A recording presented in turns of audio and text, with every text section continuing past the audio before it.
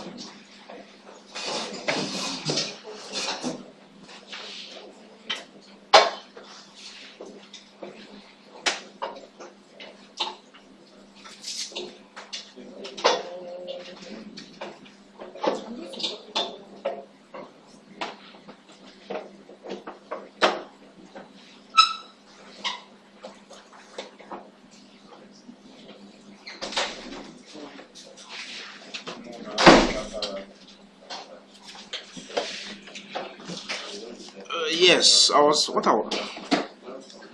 trying to do something now. What is oh am I even doing so?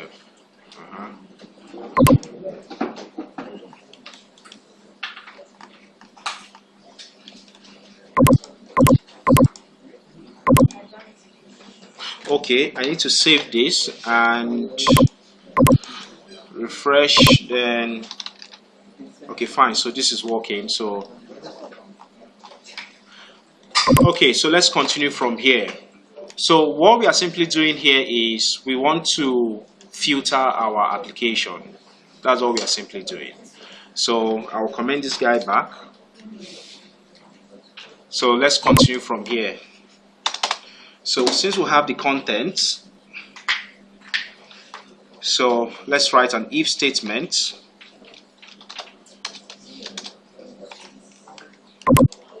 Mr. Where is this guy? Sleek, how far now? Okay. What's good? Okay, no wahala. Let's continue.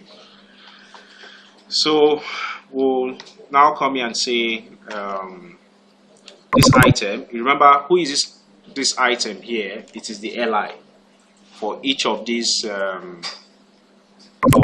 from this UL list. So for each item, so let's come here and say item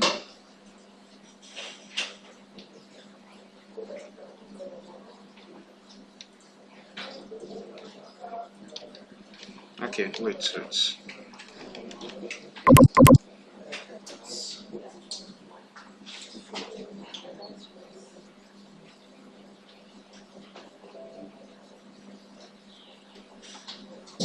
Okay, so what we need to do is li content dot to lower. Remember, it is a string. That is what this guy is returning for us.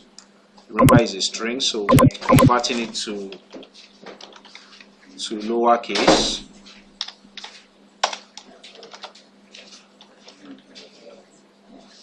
Dot index of. So the index of returns the first occurrence of a value. So we want to get of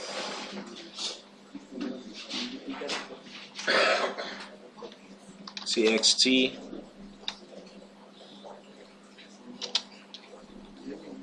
not equal to -1.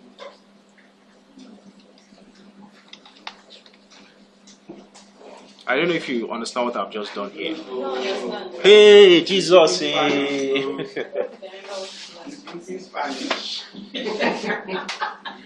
you remember when we did the string class now, substring, index of, contains, slice, all of that. Go back to that example. When we use the index of on a string, let's say we have a string, I will say index of. What is index of going to do?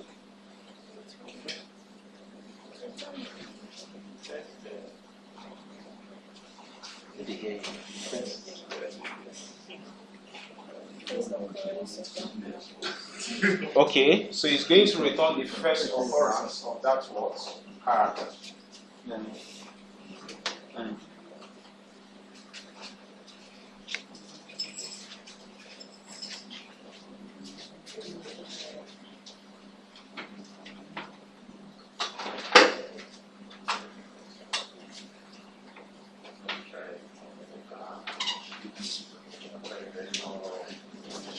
Who wants to?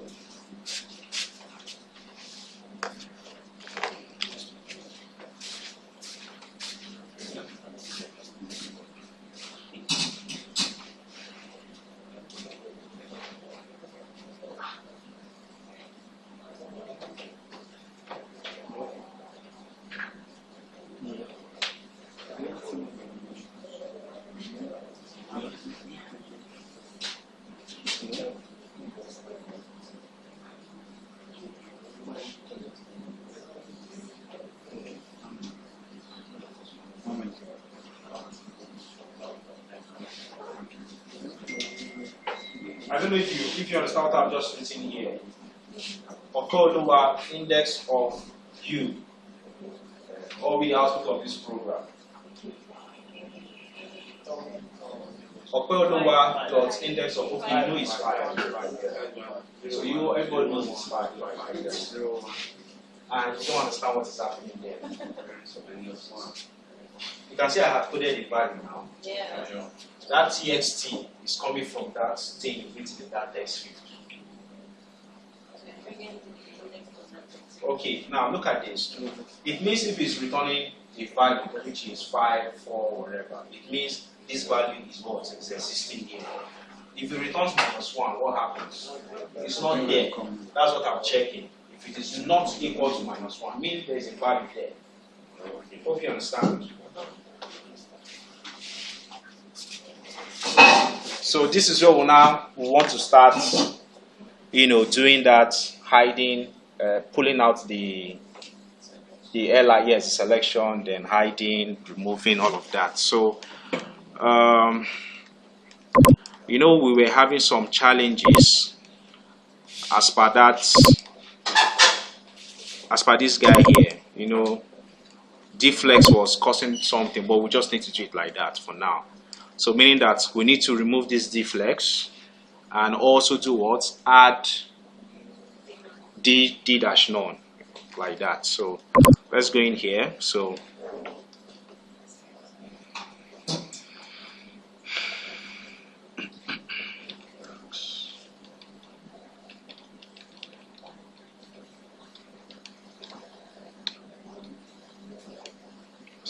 for loop. Okay, so item. So that's the item. So we'll now come here and say item dot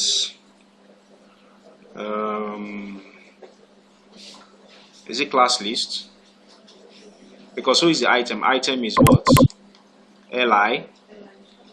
Then we want to get hold of the, so say dot class list.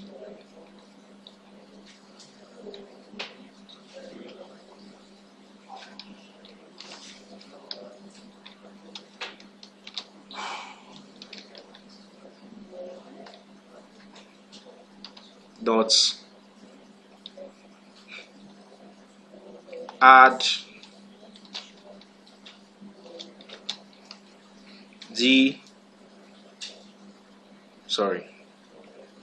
I'll remove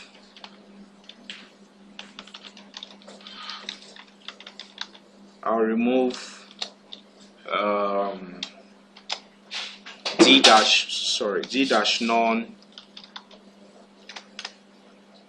and I'll also add class list dot add has to be in double quote d dash flex.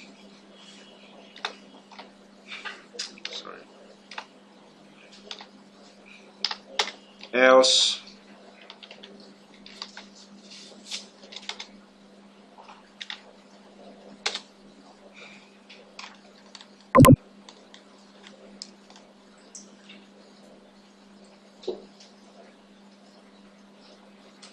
Ctrl C,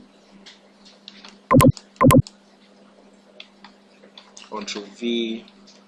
So this will be add d dash none and remove d dash flex. Okay, so if I save, so I want to try this and see if it's going to work.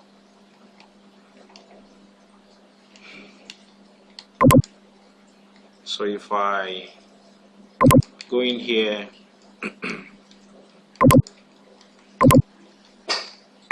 I type in JU and see that. Okay, so are you saying that? So if I type in,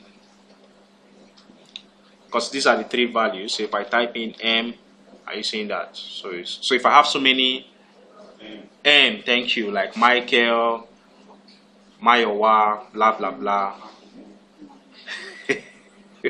Yes, it's going to bring it out. So that is it. So that's our filter. It was even working. I don't know why it wasn't working in that time. I think it's working a bit. So because when we added it, fine. So that's it. So this is just the concept. Remember, we use the index of. Index of means that as long as it's data there, just pull it out. But if it is not there, it's going to return -1. So if you return -1, then this guy will execute. But as long as it's not -1, then the for loop there will execute. So this is what we mean by the filter. This is how we filter data. So if you have a lot of data there, you can as well, start searching and it pulls it out. Okay, let me create another one so that it makes more sense. So if let's say I have something like, I'm adding another one called, let's say,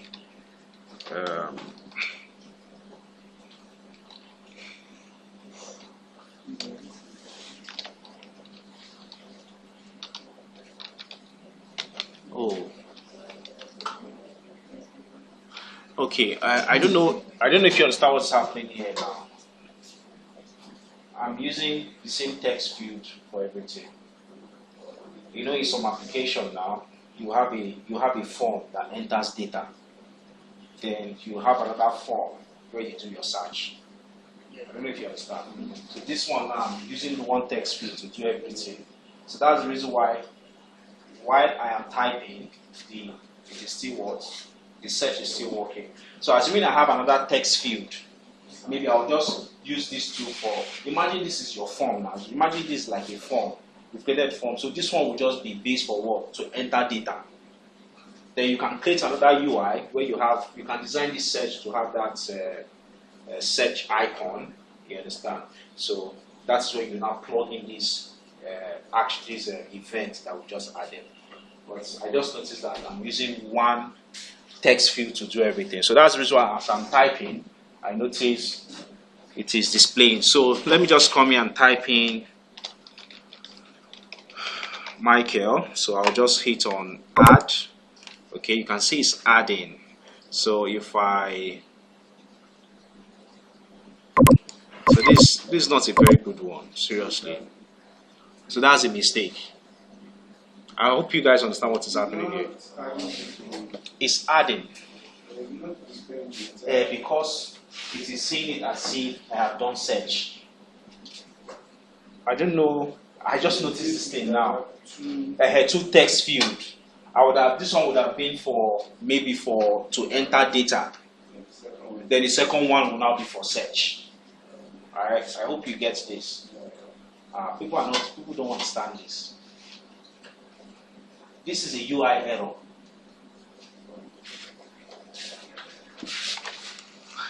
Normally, you can see if I now refresh this, you won't see Michael, because I added the code to enter from here. I also did the code to do what, to search. So why the code we did was, if you remember, we added the key up. So as I'm typing, it's doing the search automatically. Normally, I would have created another text field entirely. I can do that. Okay, so let's go to our UI. So let me do that quickly. So I'll go back to my UI. So let's add a search bar. So after the form,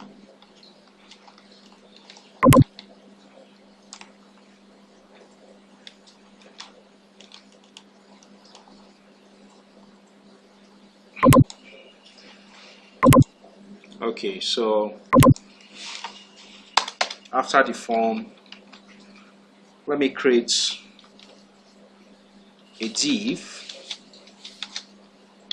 I'll give this a class of form dash group.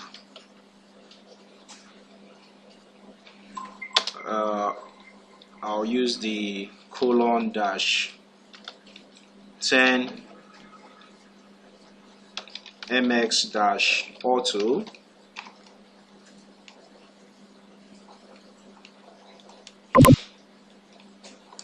Ctrl C,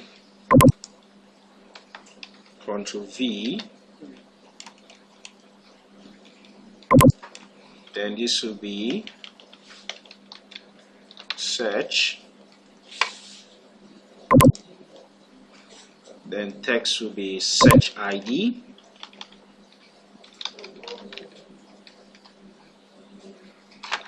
and if I save this now,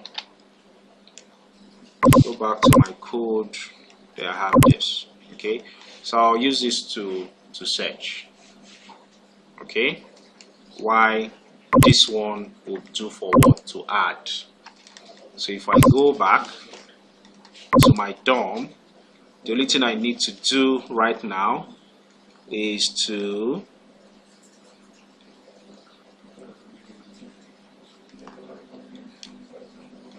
so I'll copy this, Ctrl C, Ctrl V, then this will be what, search ID, then this will be search field, then just copy, Ctrl C,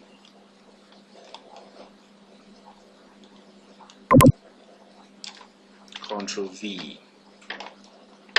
So I'll say okay.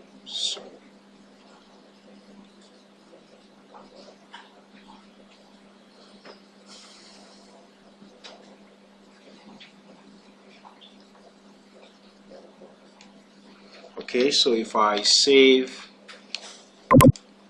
view this, if I type in, you can see the search is no more working on that.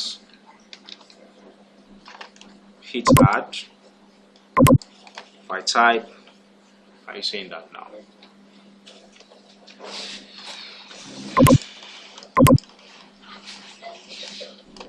So that was the mistake I did.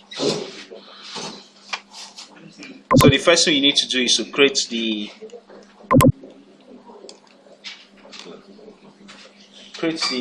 text field.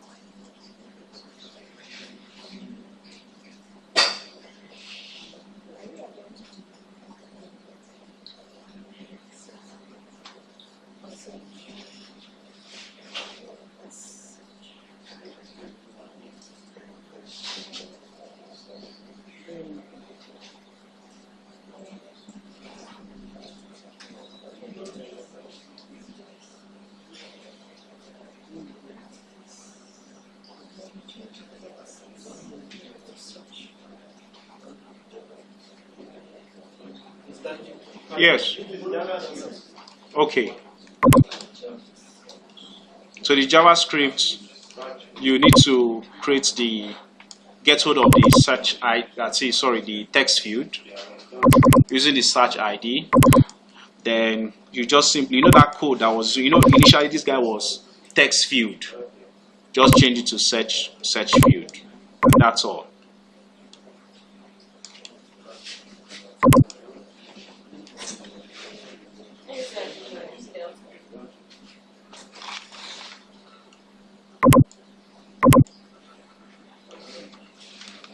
So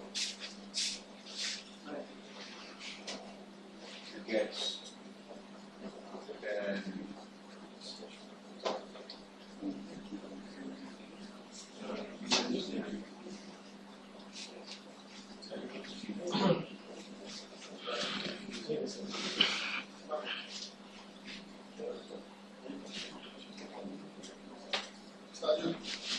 Yes. Oh, sorry. Yes, only the text. Yes, the one that has key off. Yeah.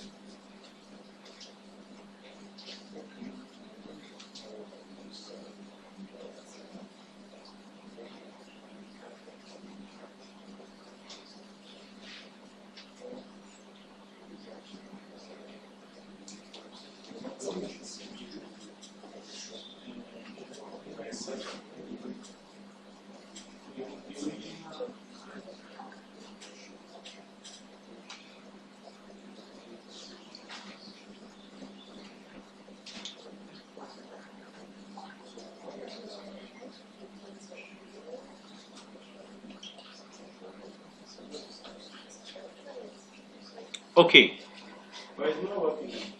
Ah, as your own, no, they work.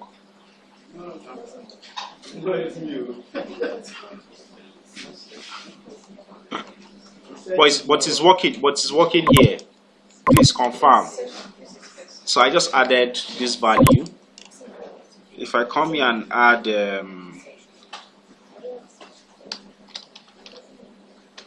GD,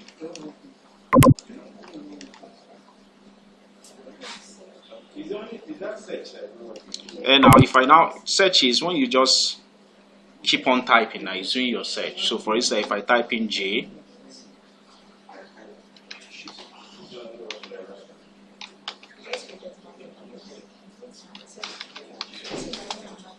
okay.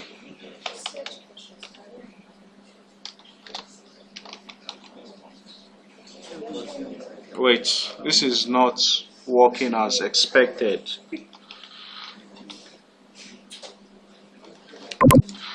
Wait.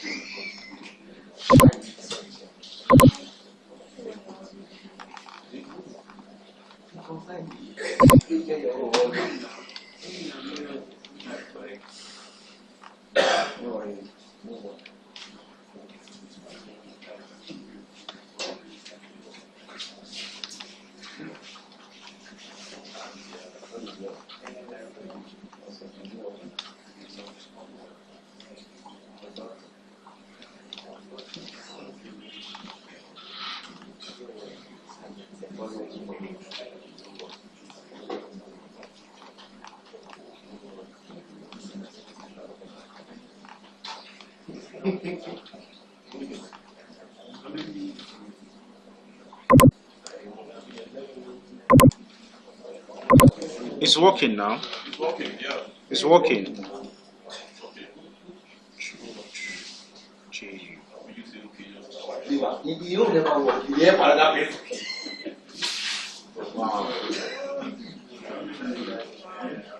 This Michael should not be here.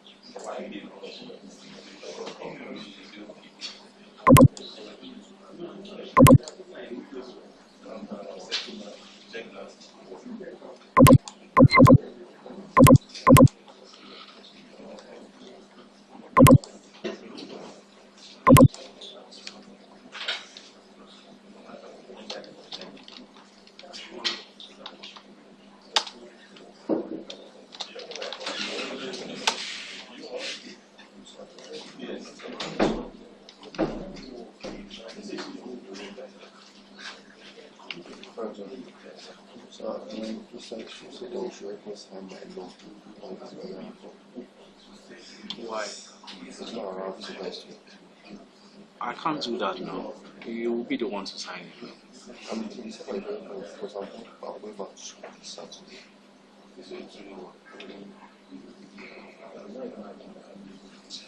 I can't do that. I'm not the one who. I'm not your. Are you in this class? Yes. Okay. What class is that? Who is your colleague? Where do you always sit? Ah. Let me see now.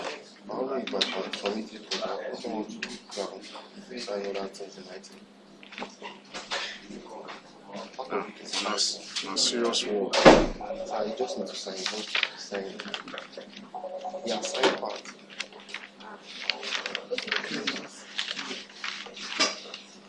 Yeah, sign part.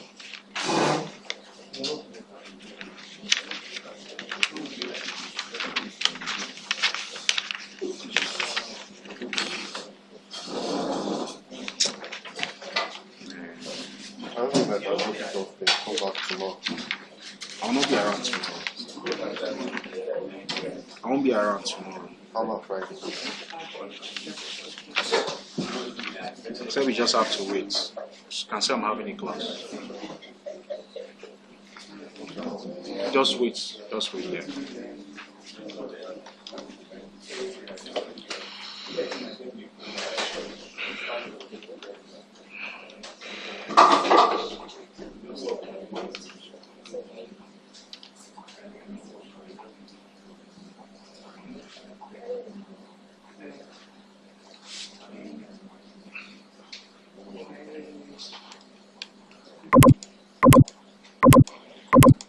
Okay, so I think we are having an issue here.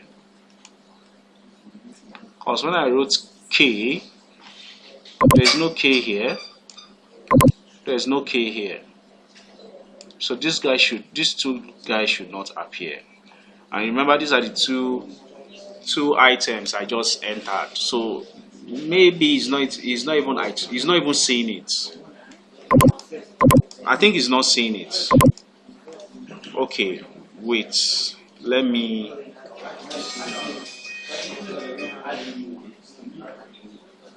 Li, which is this UL.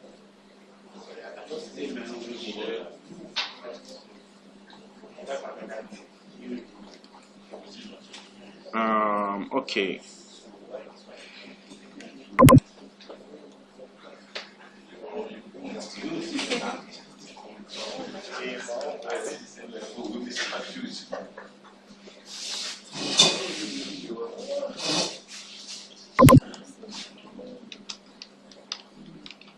Console dot log, which is item. Just hold on. Let me try something.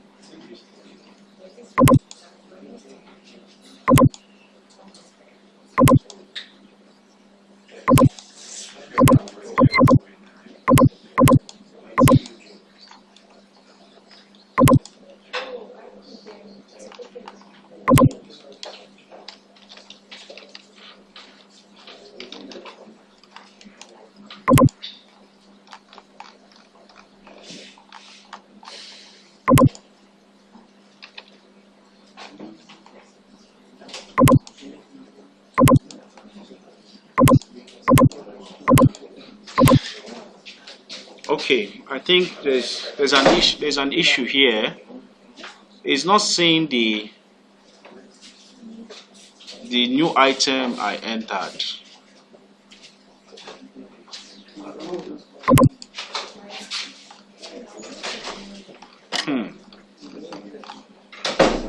The issue is coming from here.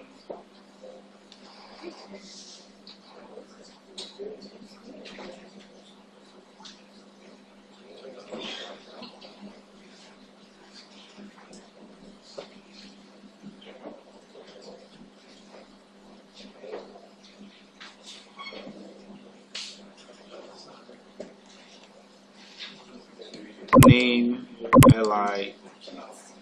li this, then append to child li tag.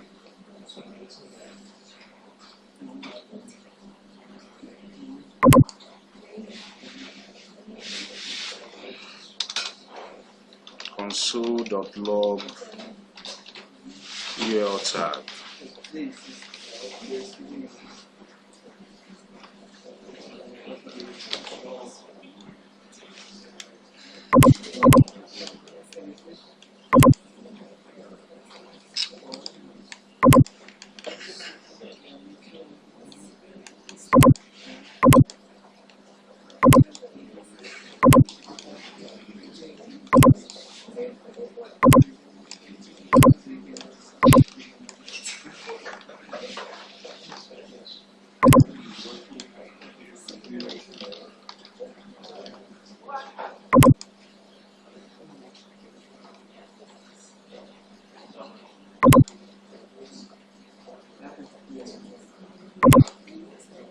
Stay now.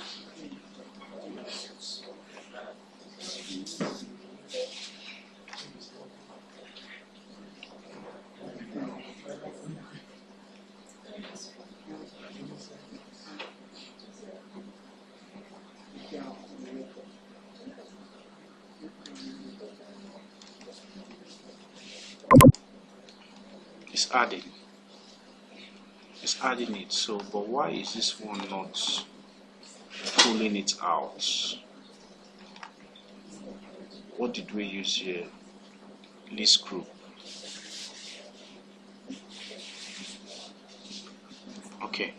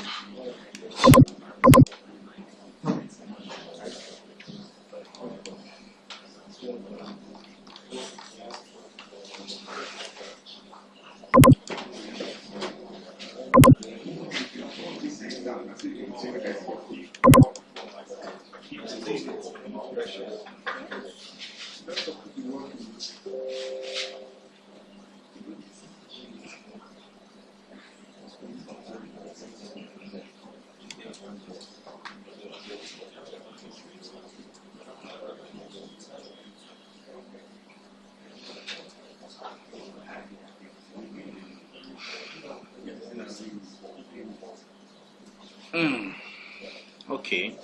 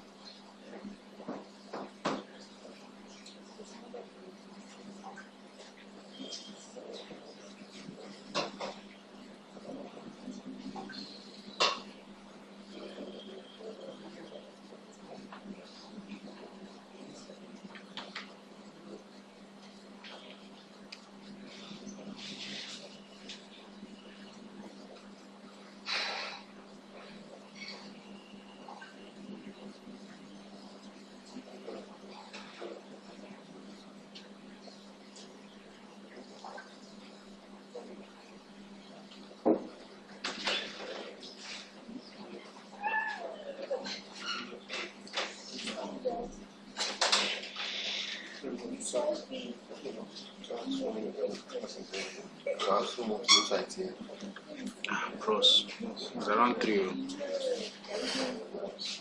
Or meet somebody to help you sign. Don't meet anybody to help you sign.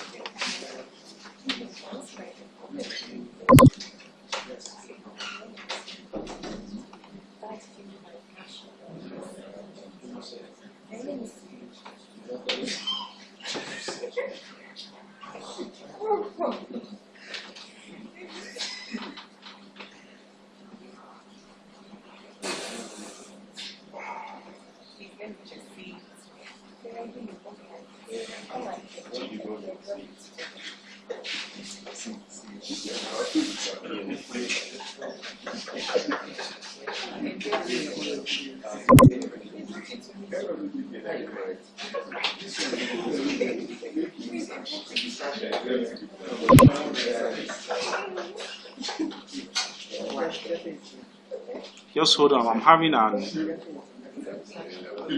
It is what I notice here is that it is not reading the new added lists. You know, the only thing is just searching is. The only thing is searching. That is the only this. Oh.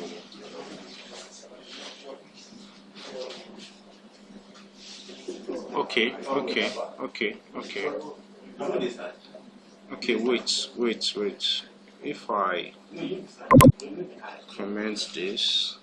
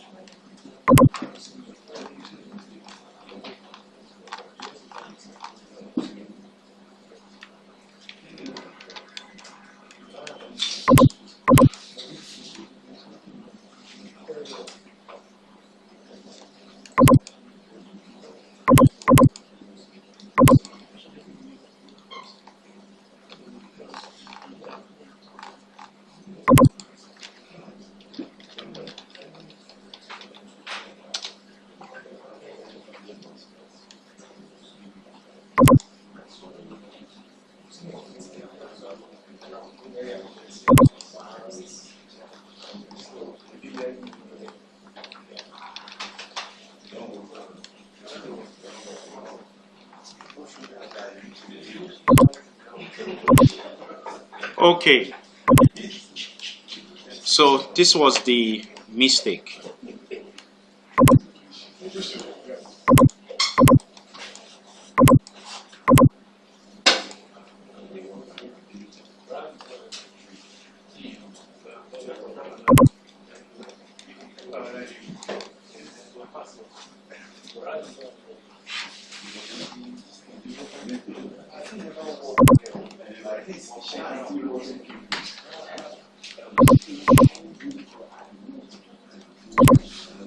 Okay, so if I enter Michael, I enter GD, and if I type, okay, and if I type Michael, are you seeing that? So this is a mistake. This is a mistake I did. Now, let me show you the reason why it wasn't working in the first place. Look at 95 on my own. You know we're getting hold of LI lists. Yeah. Now, which means that if we run this program for the first time, it means that document.query selector will call the 3 items alone. Oh, okay. I don't know if you understand. Though yes, because you know when we run the code, when we refresh for the first time, it's only getting the 3 items. That was the reason why it is only, if you remember, look at this, I had to replace it. So in this line of code here, you remember it was what? LI lists on your own, sorry. No, there's one variable here now.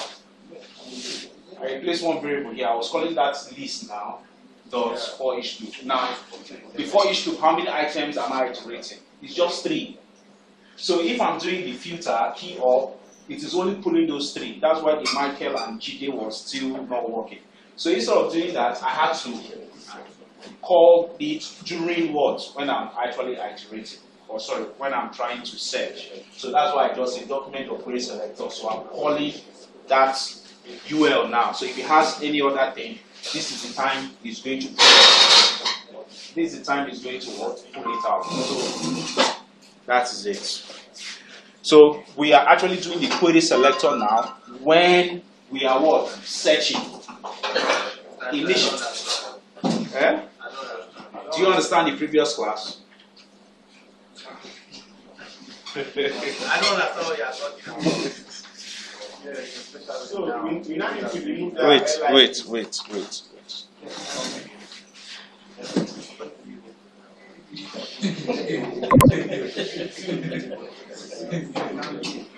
Okay.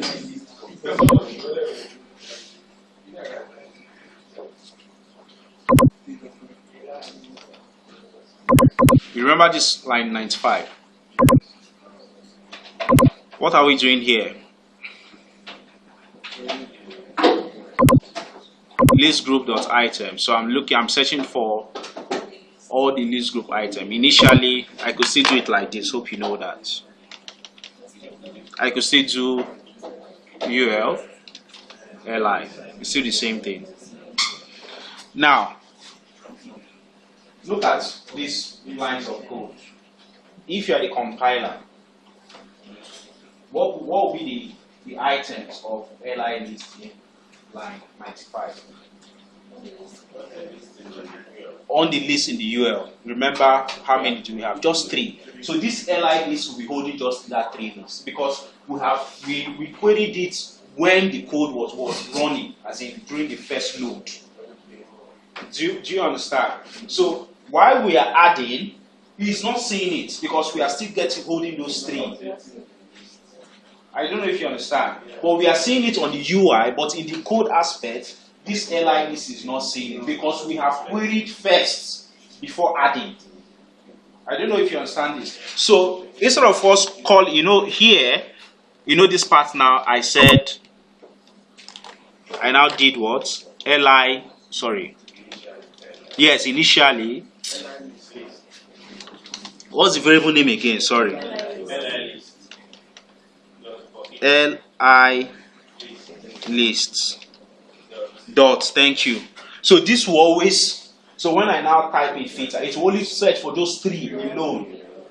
Do you understand? So instead of me doing this, I could simply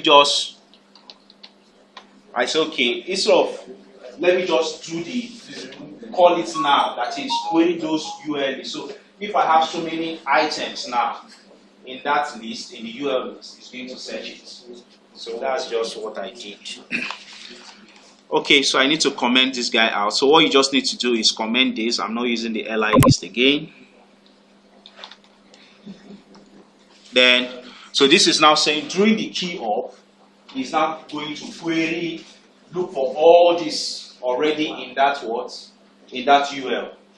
So as long as you keep on adding, this guy will be will be increasing. So you can change this to UL LI, or we just call it using the class. So it's the same thing.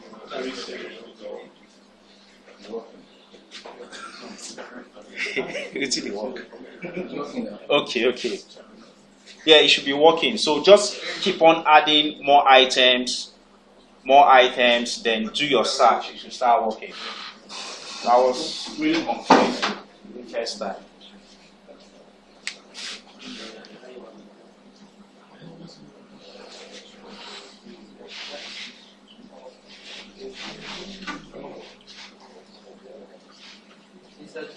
Yes. Which one? This one?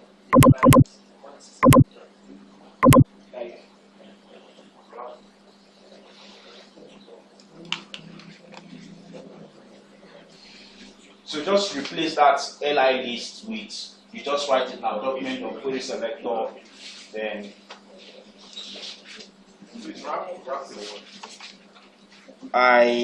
okay.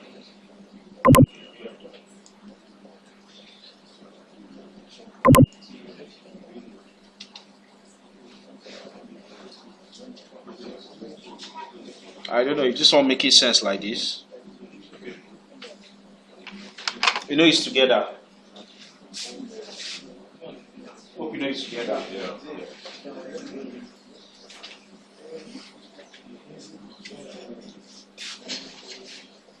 So once you keep on adding, but the problem is when you now do what? Refresh, everything goes up. So there's no database to hold it.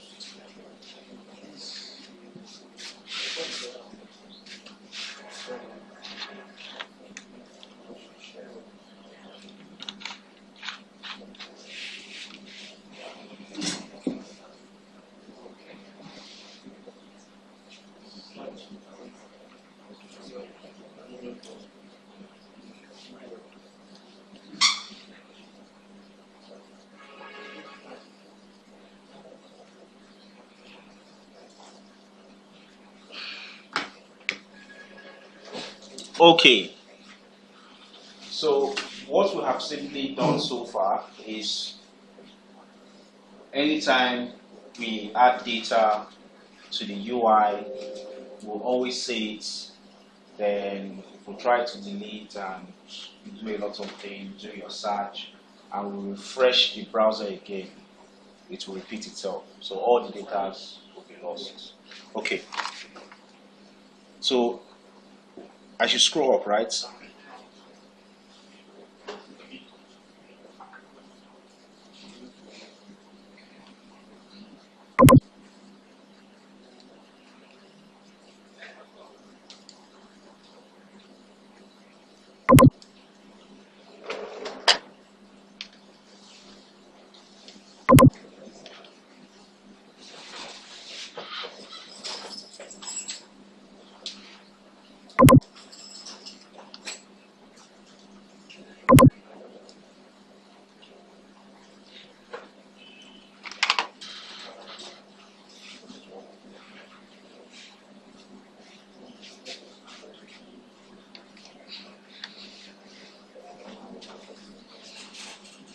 Is it working now? So just populate it with data, then do your search. It will start doing the field. It will start filtering that URL that I used.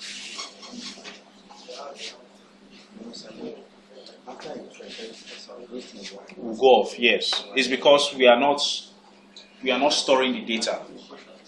We are only, we are just putting it in the UI. We are not putting it in any storage. So when you refresh the browser, it cleans off and run the code again.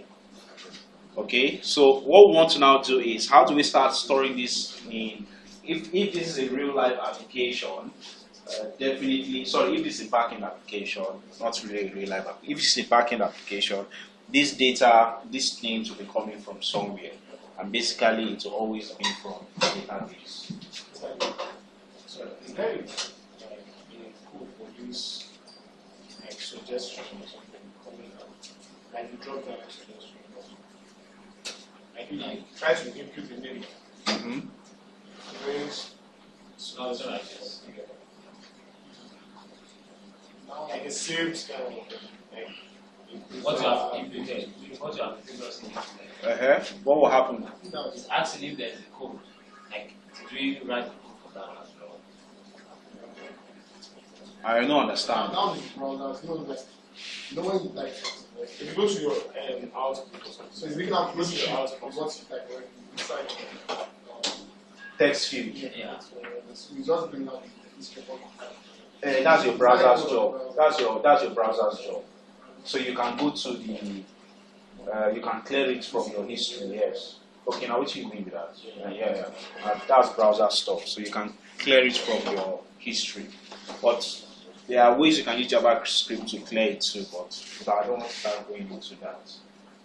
Okay. So what we want to do is we want to save this data now. Normally, you don't do this in production, please, because normally in production, it is the job of the back-end developers to know where these data are actually stored. So they know how to talk to that layer and it's going to bring data. So for here, we'll be using a concept in JavaScript called storage, local storage, and session storage. So my previous student, I believe we've used that concept before. So we want to see how we can use local storage to store those names. So our application now will be going into that local storage to read the data displayed. So even though we refresh the application, it is not reading the data on the UI anymore, rather it's reading it from the local storage.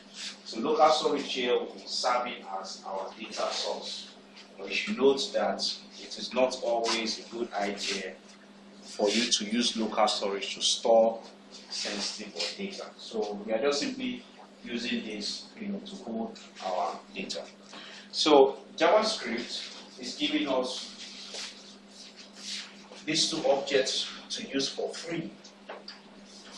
It is called local storage.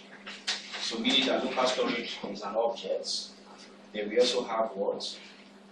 Session what? Storage. Which means that local storage and session storage are what? They are all objects. So if they are objects, it means they will have properties and they will also have what? Functions. So, but the difference is, well, sorry, what is the difference between local storage and session storage? If I come in here and go to, if I go to Google and type in local storage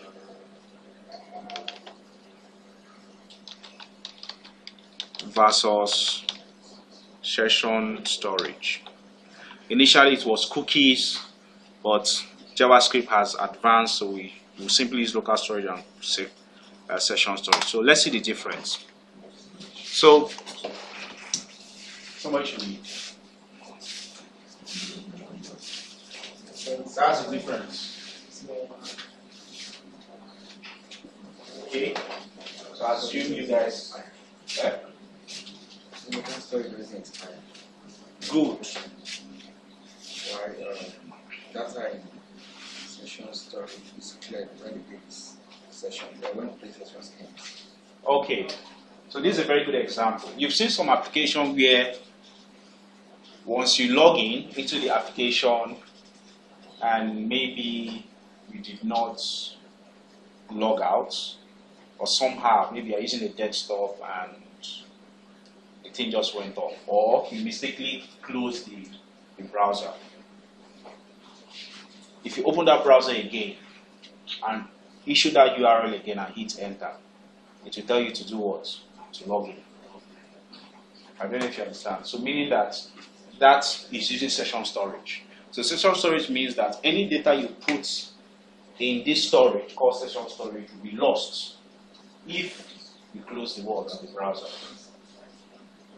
Why some application where, yes, if you like, leave like your Yahoo Mail, or I think Yahoo, I don't know Facebook, but I know Yahoo Mail, except you click on sign out.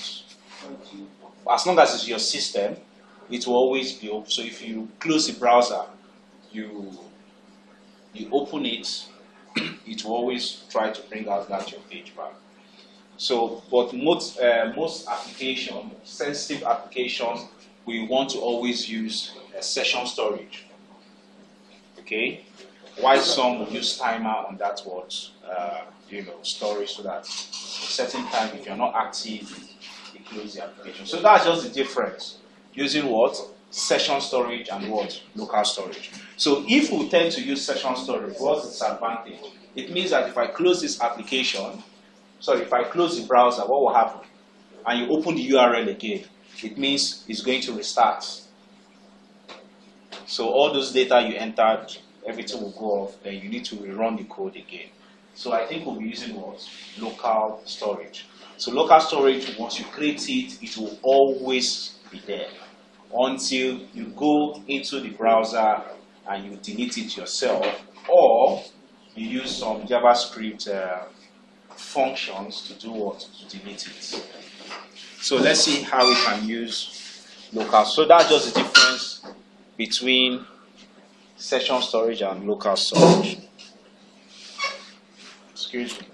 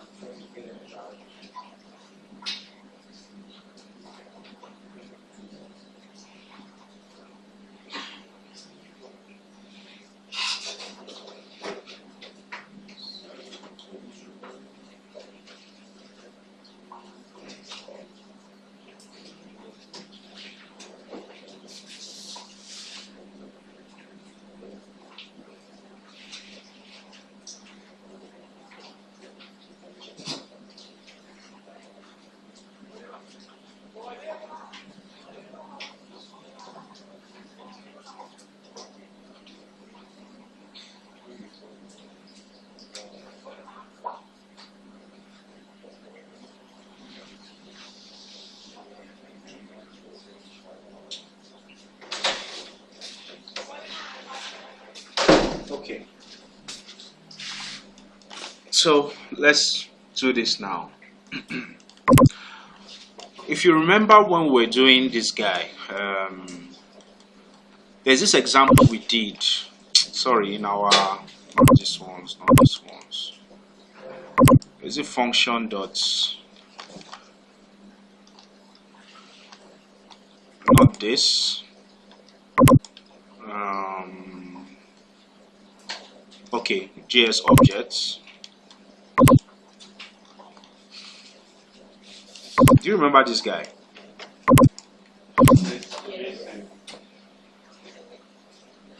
Stringify and JSON.stringify and JSON.pass. So what's the difference? What is stringify going to do?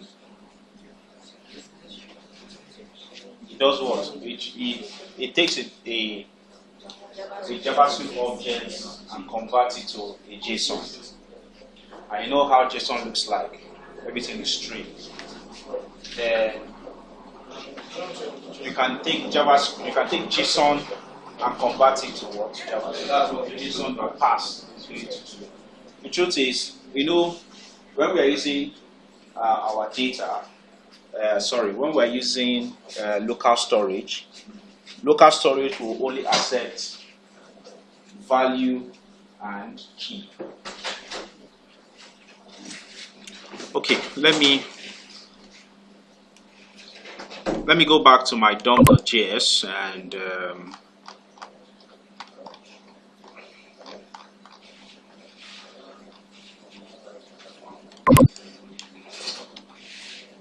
I want to do this down here. Local storage. Sorry, I won't be using local storage. I'll be using what? Session storage. I'm just doing this. Now you can see some of the functions that we have and properties that we have in local storage. Now the functions in session storage is the same thing as what local storage. Just take note, there's no difference. It's the same function, but you need to know the difference between session and local. Now, if you look at set item as a function, if I go here and select set item as a function, okay, now you will notice something.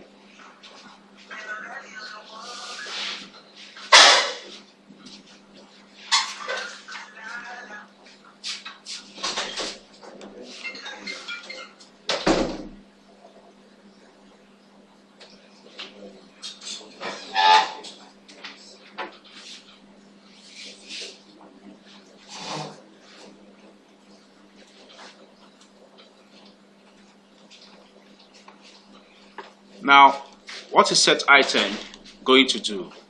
Set item sets the value pair using the key and value to do that. So what this is simply saying that set item is used to store data in key value pair. So if you are calling the set item, you need to give it the key. What is that key? The key is used to get hold of the what? Of the value from the local storage. It's like yes, like the primary key in database. It's used to set a particular record. But session storage will have key and what value. So the key, you can give it any name as long as it's a string, and the value can be anything as long as it's a string. So if I try to use the set item,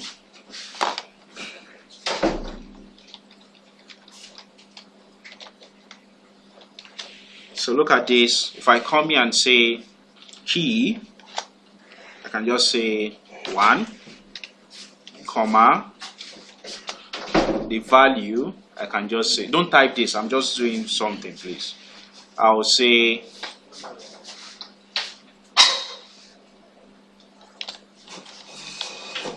my value. Now, how do I get hold of this value? How do I display it on the screen? This is what I'll do. To go into this local storage and pull this data. Okay, let me call it my data. So display this, because this is data that this local storage, this session storage is holding for you. How do you get this my data? You need to call the what? The key. So to do this, if I say console.log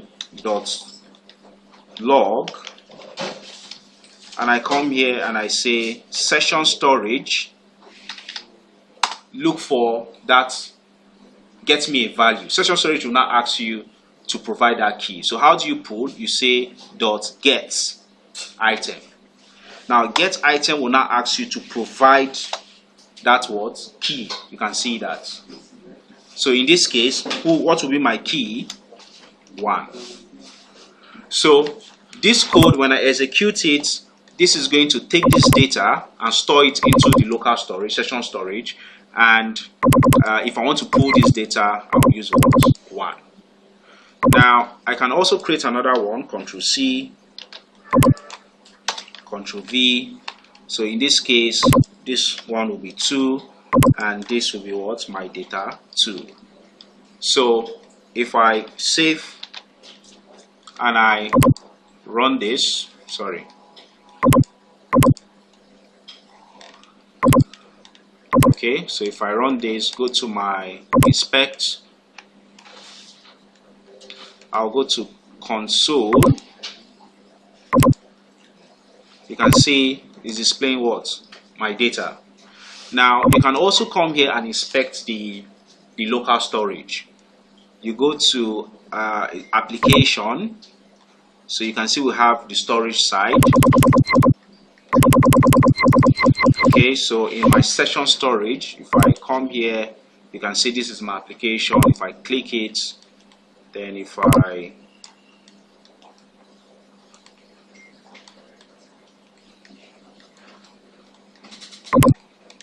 wow, how do I?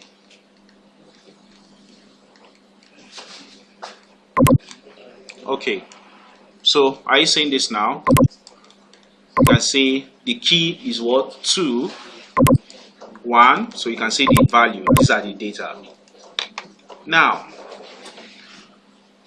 if you are using this storage and we keep on writing name, we hit enter, are we going to be printing each key for each name? You know, when you type in your name, you hit enter. Yes, you know what session storage or local storage is doing is it has a key and value. So if you are entering 10 records, if you want to follow that concept, it means you have 10 keys and 10 values. To me, it's not making sense.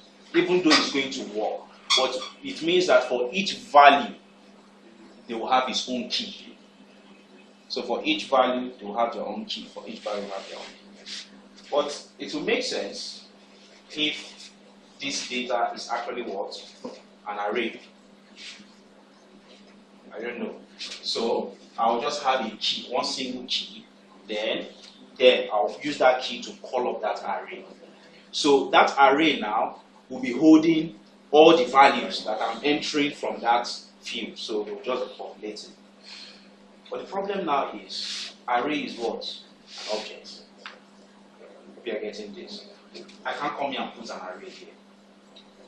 So which means that's where that concept of that stringify comes in. So that stringify now will convert that array as an object to a string. So you start seeing it as, you know, array looks like this now. Yeah. So when you now convert it, you now see it like as a string with double quotes. Then inside here, depending on the values, you understand, comma, like that. So if you now want to pull this guy out, what do? You convert it back to what? To an object. That's why initially when we started this class, we spoke about was stringify and pass. JSON pass and JSON stringify. So let's see how we can use this concept. Is that clear? So let's put this into practice. So I'm using session storage because I know if I close this application, everything will lose. But we will not be using session storage. Okay, so let's do this now. So coming back to our application. Okay, so I need to delete this guy off. So, which means now, look at this. You know, when we click on enter, when we're typing a name, click on enter. You know, we are just writing directly to the UI. So it means that we need to create a storage, a local storage, and take that data and save it now to that storage, not to the UI again. So let's do that. So let's create a function that will do that for us.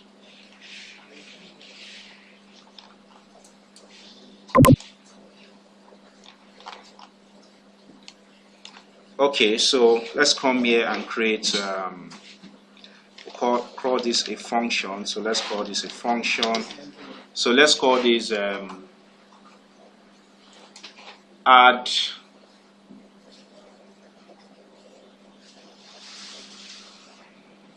what name should we even call it? Add data. I want it to make sense. Add student to database or add data. Remember we have add to list. Okay, let's say add to DB or add to student DB. Yes, so let's do that. So we'll call this add to student DB. Then it's going to accept a name. So you remember this name is the data that will be taken from the text field, just like the way we did for add to list. So we'll come here. So let's create a variable. So we'll say let's I'll call this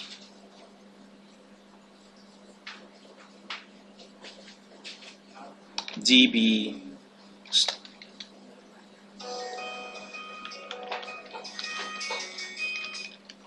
student DB. So let's create a variable of that.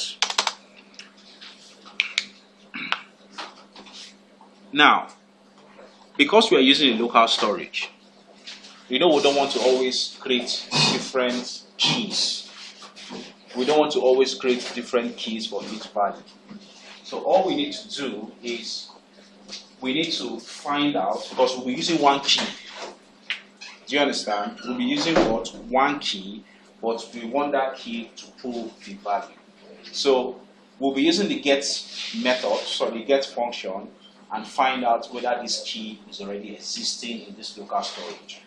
If the key is not existing, we'll create it. But if it's not, we'll simply just pull, add to it. So to do that, we'll come here and say if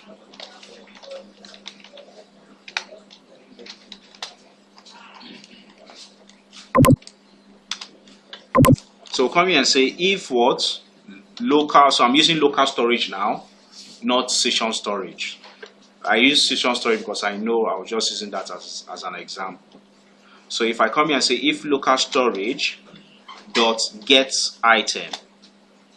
Now we want to look for an item called we want to look for a key called, I'll call it student, I'll call it student what? DB. Now, if you are putting a key that is not existing, it's going to return what? Null. So I'll come here and say if it's equal to what? To null, what will happen? We want to tell the student DB to be equal to what? An empty array.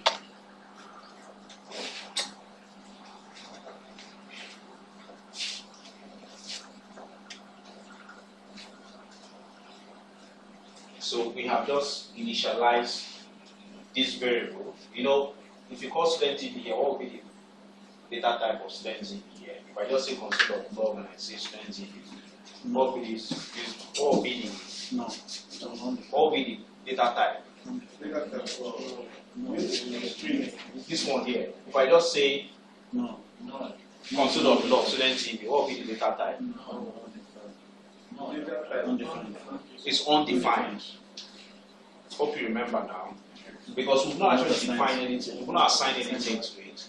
So, but before we assign, we want to check if we have a key already in that local storage. For now, this guy will be what? Null, because we don't have this key.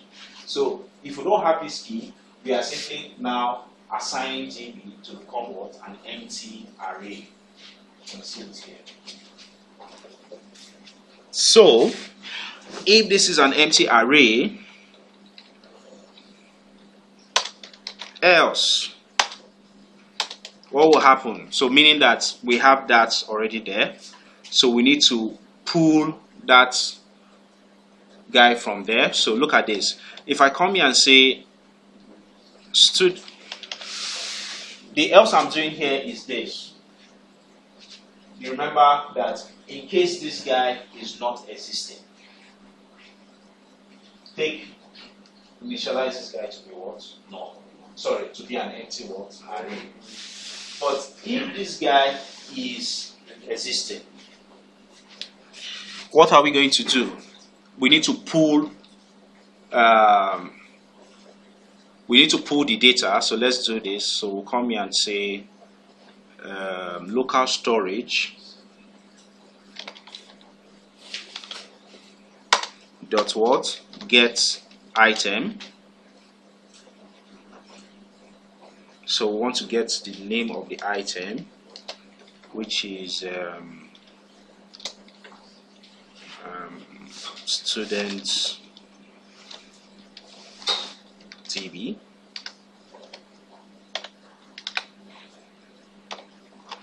Now look at this. It's going to return what? Null. Now take note. This is going to be on the local storage. So we'll have a key called what? Student DB. Okay. So this is like the key. Hope you remember. This is the key. Then the value. You know the value will always be what? A string. So you will see something like this. Then in double what? In double quotes. Then you start having the string value inside it. Once you say local storage dot get item and you call this guy student T, what is the value? What is going to return for you? It's going to return a string to you. Look at this. That's when I say local storage dot get item, the key.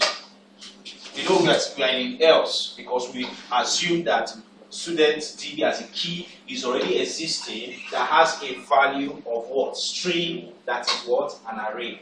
Yes, the truth is it's not actually an array in the eyes of the local storage. This is just a string. But you know as a programmer that square bracket actually means what? A string. So what we need to do is when we get hold of this string, we need to convert it to the actual what? Array.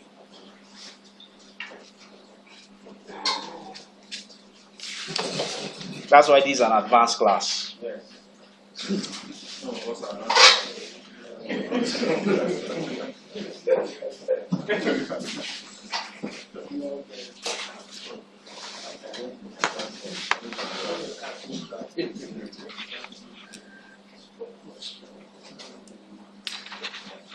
Don't worry. Shibina go to React. I never see anything.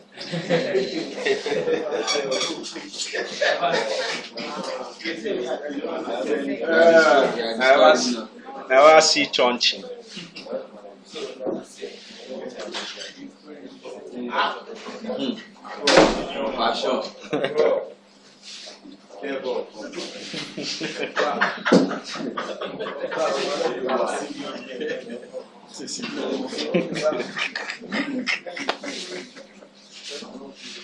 Senior, okay, you be senior dev. There's a company in China. It's not class.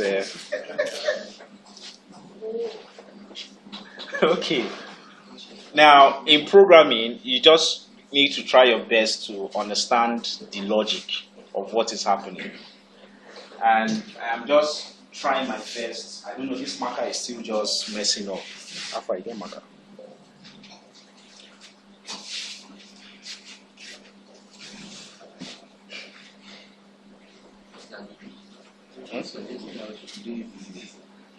I'm recording it.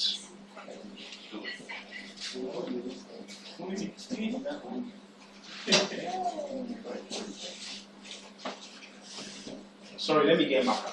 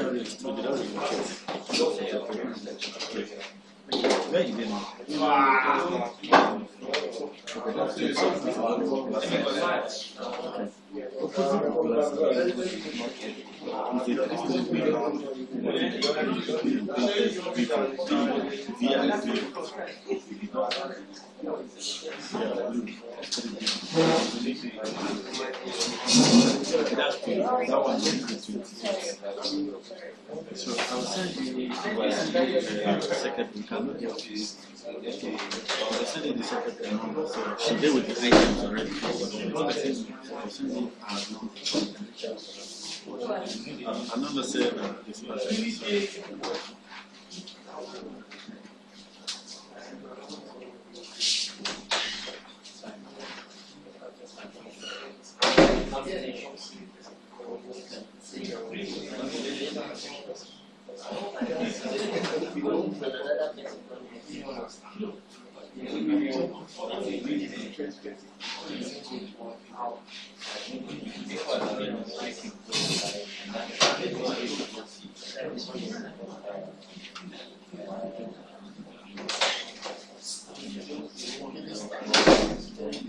Okay.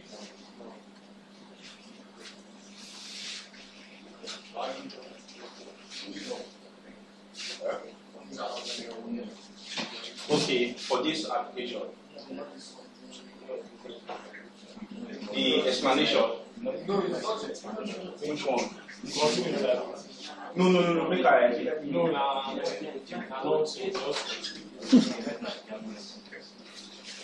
Bros, Mike, should I move ahead? Please, if you're not getting it, let me know. Okay. See? That's what I'm trying to explain. I'm trying to do that. Now, if you're using a local storage,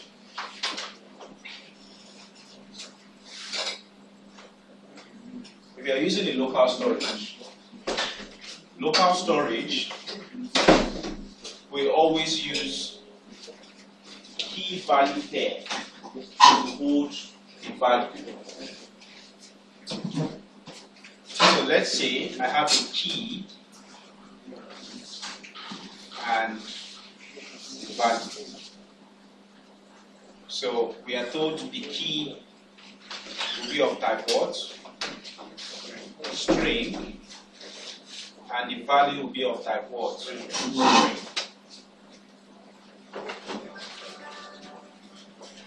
Do you understand this? Now, if I create an object, obj equal to, and I say name is equal to Jude. How do I get to Jude? value, I'll use the property just like the key of retrieving this value. So I'll say obj.name. Then I'll do it. Now, if I have address, sorry, I say what dot, okay, then if I ask you what is the type of address, you tell me the value of address or the type of address is what? Object. Do you understand? Now, if you want to get hold of this object, that is the value, you simply say obj.address. Then it's going to give you, there's no need for conversion because this object will be returned as JavaScript objects. Now, in the case of what's it called? In the case of local storage, the way they are storing their data is using key and value, just like this. But they are telling you that the key is of type string and the value too is also of what? Type string.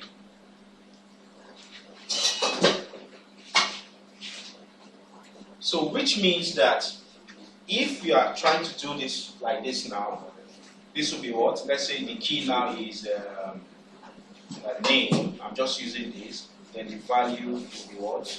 So this will have to be in double quote, and this will be what? Jude. So in local storage is now saying that if you are pulling Jude, you must use this key to retrieve it. That's what local storage is. So once it retrieves it, what is the type of Jude here? It's of string. So if you want to work with string, you simply just start using it. Now, the idea we want to do here is that we want to have a storage that has student DB as a key, okay?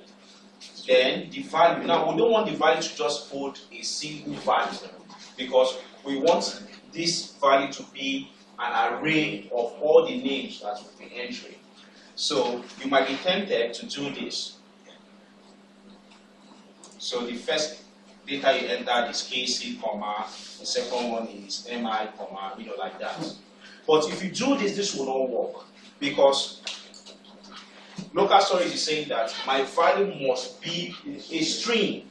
So you want to convert this, you want to write it like this.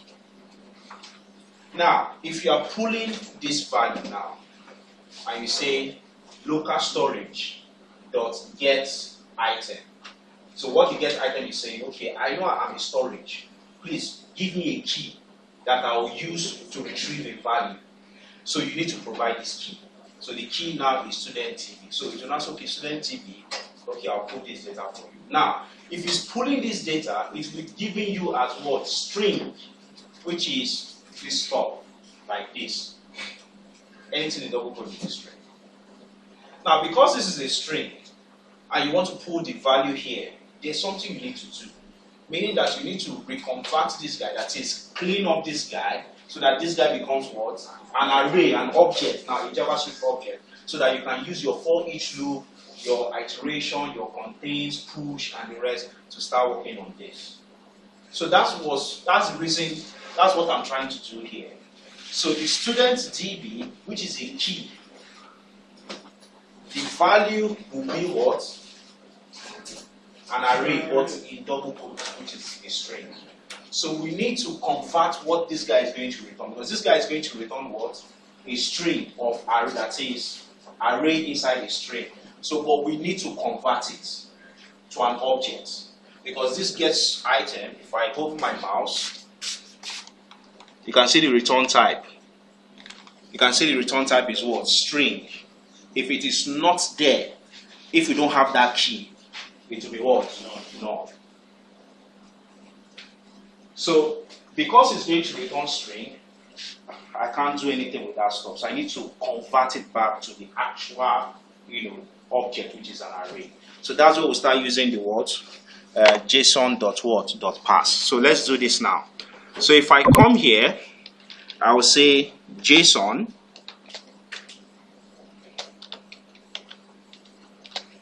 dot pass.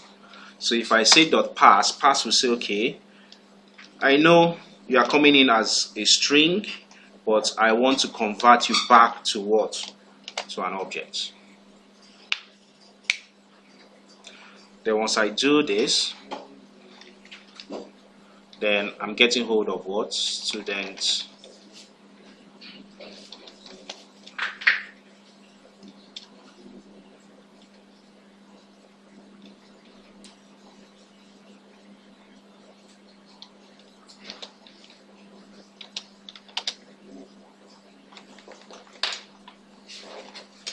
I don't know if this is clear now. I know most of you will still not get it, but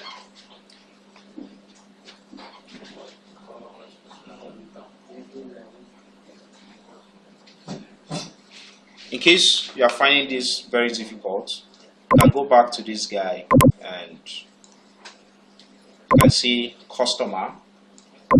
What is this guy going to do? He's going to convert this customer object to JSON as string. Then the converted JSON.string, we are converting it back to what? To object using pass.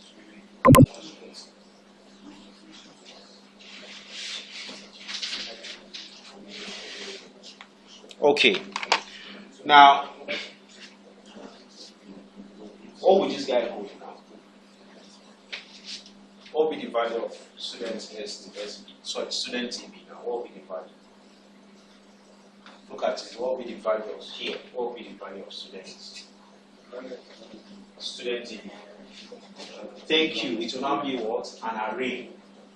Because we went to the storage to pull the array value, which is in double quote, which is a string. The pass has converted that to what? To an object. So it has helped me clean up all those strings, all those double quotes, and it's putting it here. So I can now make use of this guy and start doing some things with it. So remember in array, how do you add to an array? What we did array, thank you, we use what? Push. So we just come here and say student DB dot what? Push. Okay, so push, what is going to accept? Put in your name and like that. Are we there? Hope you understand this part now.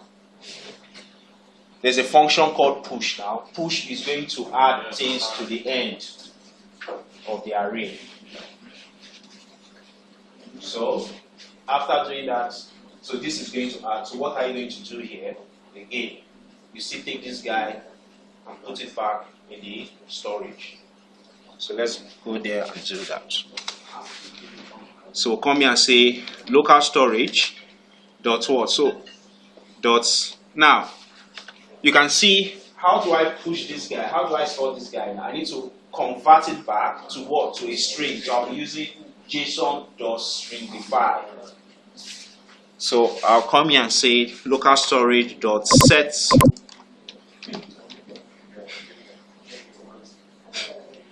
local storage dot what? Set item.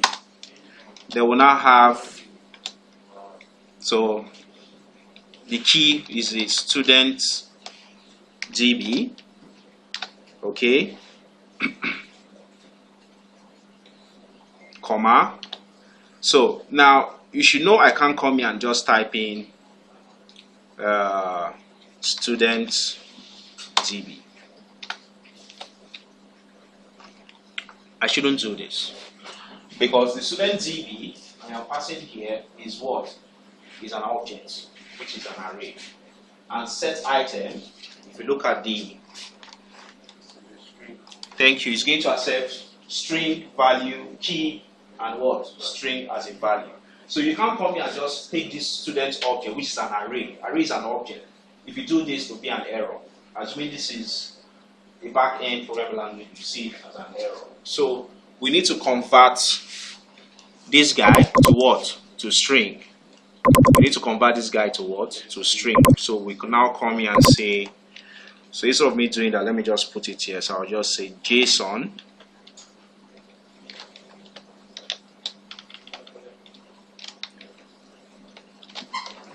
dot what? Stringify. So we'll now wrap this guy inside it.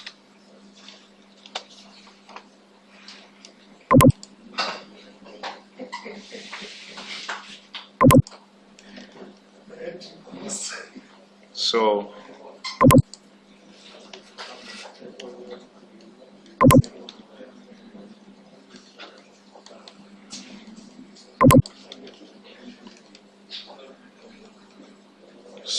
that is the method, add to student or GB.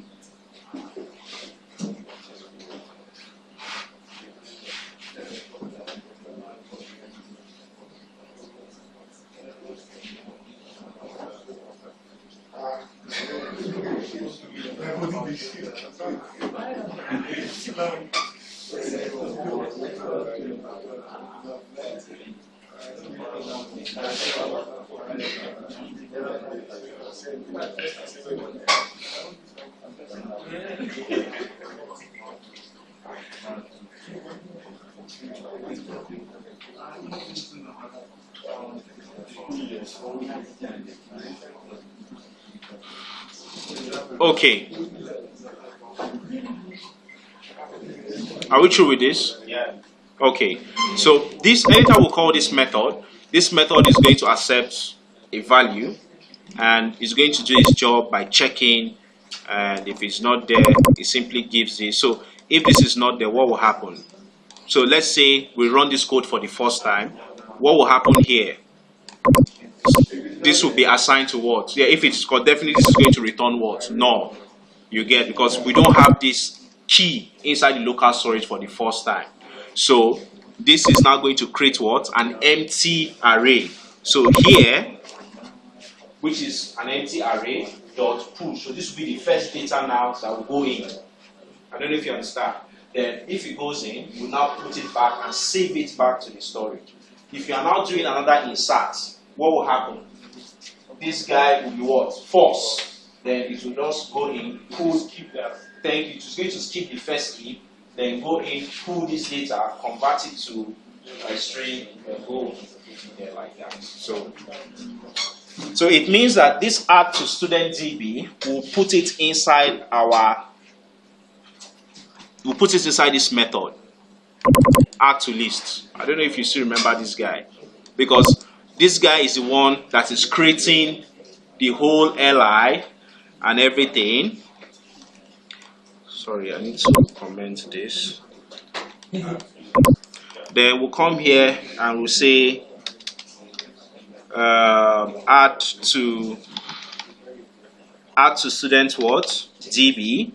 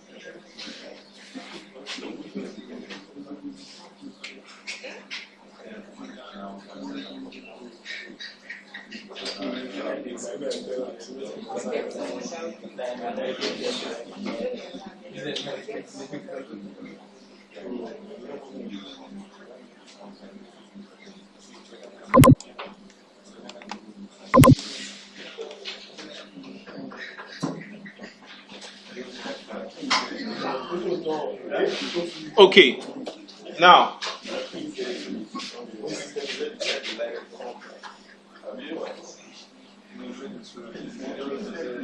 if you notice when we're using the add to list,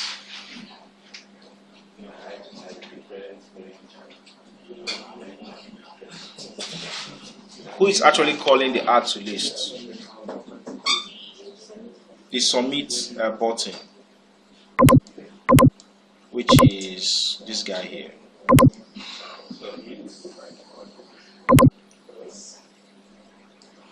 Now,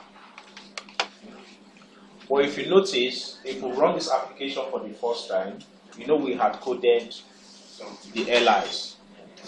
If we run this code, where are those data going to come from? From the front end, which is those hard coded values. But it is not going to make sense again, because we want to start. Wow.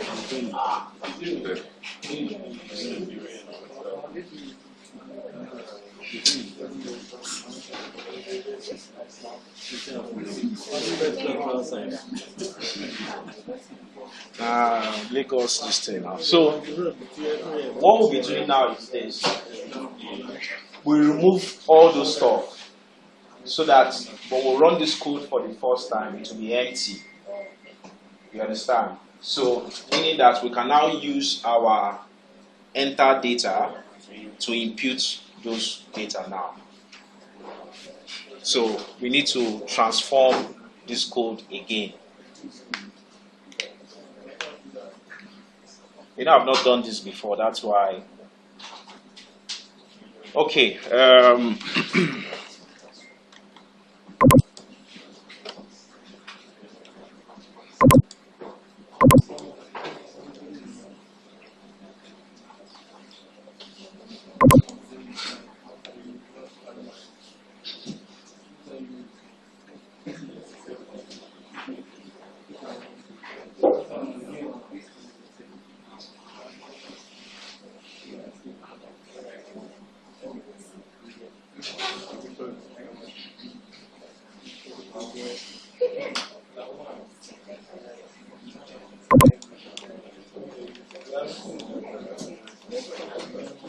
So we created a method called add to list. Sorry, not add to list. Add to student DB. So that method, that function we'll use it to add to DB. Now we want to create another function now that will go into that storage, get all the data, iterate them, and display it on the front end, on the UI. So which means that those hard-coded LIs that we did, we'll remove them. Yes, those hard-coded LIs, we'll remove them, then write a code that will go into this storage. You know we have a database now. You see it as a database. We shouldn't be hard-coding. All the data now should be coming from that local storage. We've just created a function called add to DB. That function is going to we'll be using that function to add data to the DB. Then we'll create another function that will be used to thank you for retrieving. So let's call it get student list. Then we'll write a code that will be doing that. So quickly, please, we want to make sure we achieve something. So once we are done with this project, then we can start talking about object-oriented programming. Then we'll start talking about the last concept, which is fetch API. So we can, all these things we've done, we can now replace it with data now coming from a server instead of us getting the data from our local storage. So we can now get the data from another server, so like an API somewhere. Then we'll see how we can add it up. But for now, okay, this one.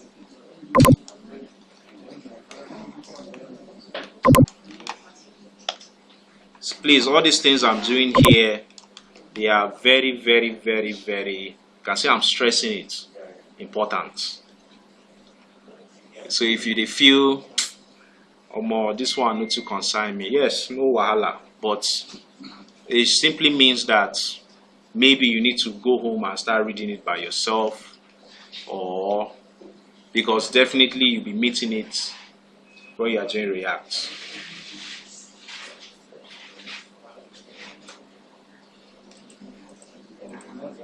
So I want to create another function. So while you are typing this, let me create another function.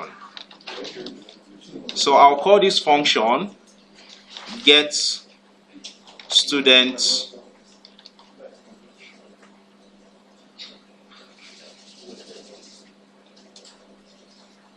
I'll call this get student list.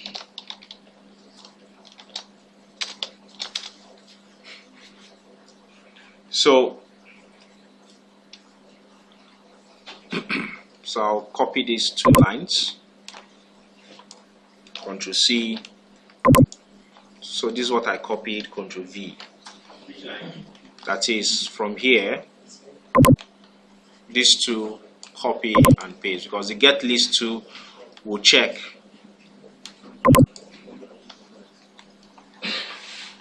So the get list will be the first data that will be what? The get list function. The get list function will be the first function that will be what's called.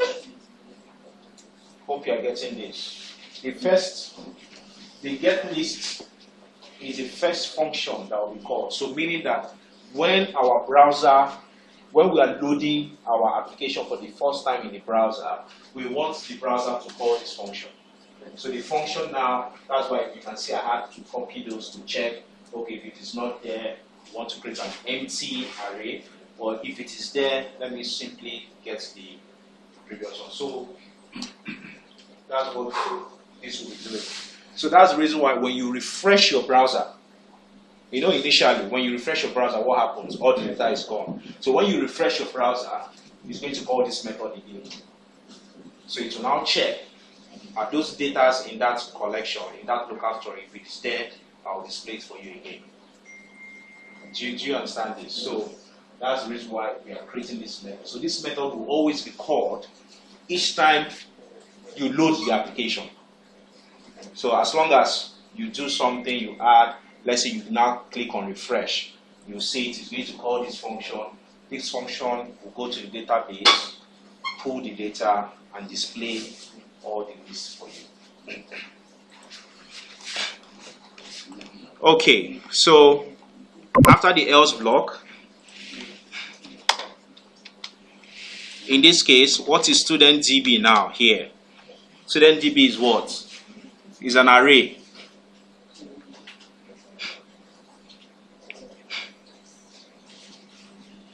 Are we there?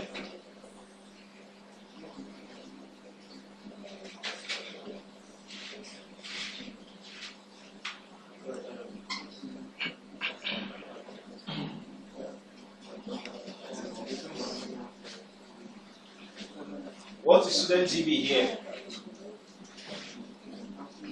What is student DB here? Is an array. Because yes, so if it's a fresh one, it's an array. So which means now I can call my for each loop to tell it to, okay, I have this collection now. I want to iterate because I know it is string items that will be there, people's name. So while it is iterating, I'll be building the LIs. I'll be building it. For each item, I'll create an LI, pass the item as a name to the content, which is text node. If there's 3, it means I'll iterate what? 3 times. So we'll come here and add what? A for each loop. So for each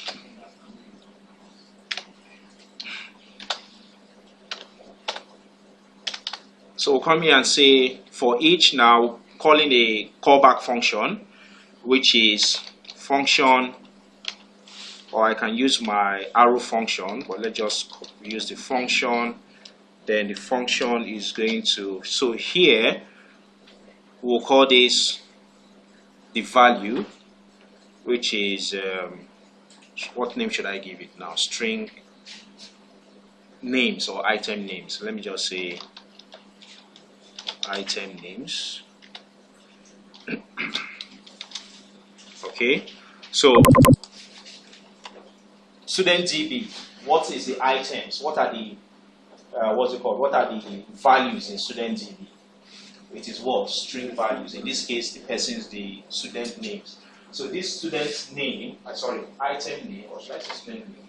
Let me just call it item name. We'll be holding all the names in this what? In this array. So while I am iterating for each li, for each a tag and the rest, I will take this guy and log it here. So this is what you would do. There's no need for you writing all of those li, create this. You've written it before. Just come here.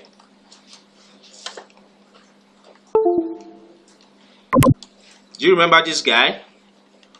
Just come here and call your words. Add to list. Sorry, I need to remove. Wait. Okay, I need to remove this guy from here for now. You've written it before, just call that method.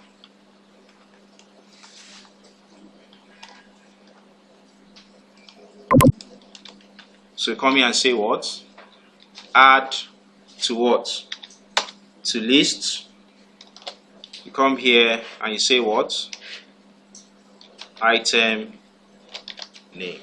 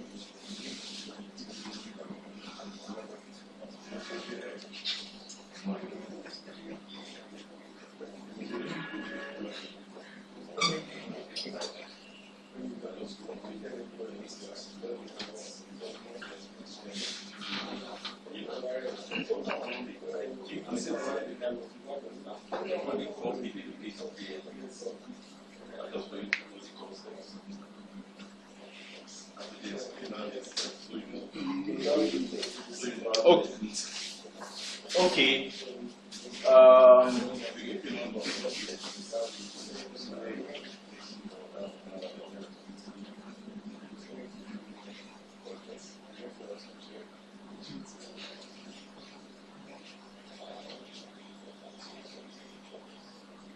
Okay.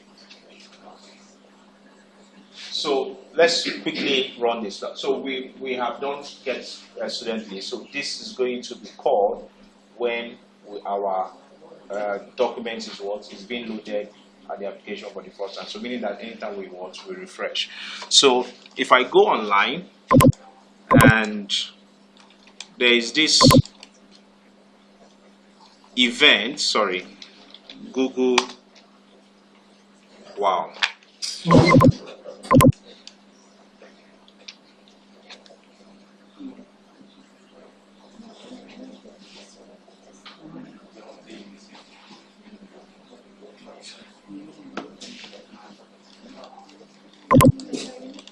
Are you guys done typing this?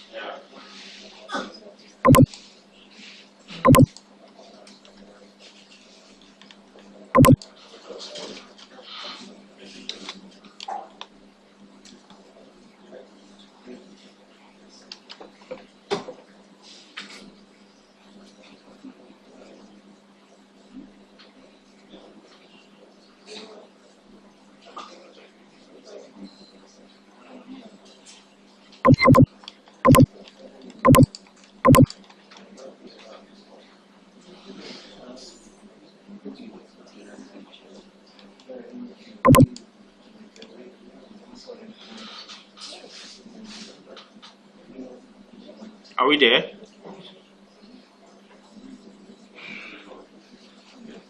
So let me quickly create.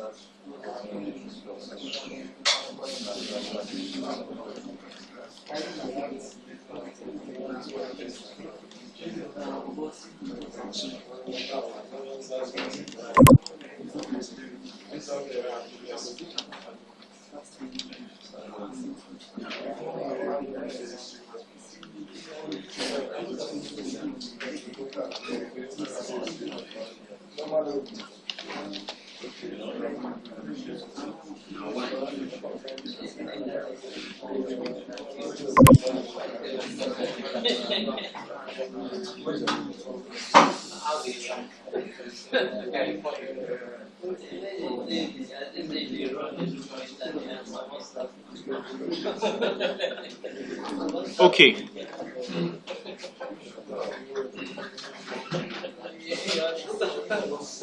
Now, you remember we talked about events. Some events will happen when you as a human being will start interacting with that UI. An example is when you click on the button, Abi. Some will, when you start typing on the text field. So it will always happen when the user has, is trying to interact with your application.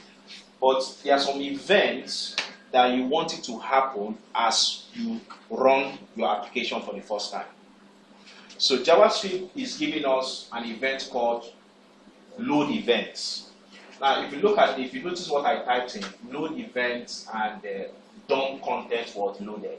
Now, what load event does is that if you have so many scripts that you are trying to inject into your application, and you want those scripts to start working you want the script to start working when your browser has finished loading.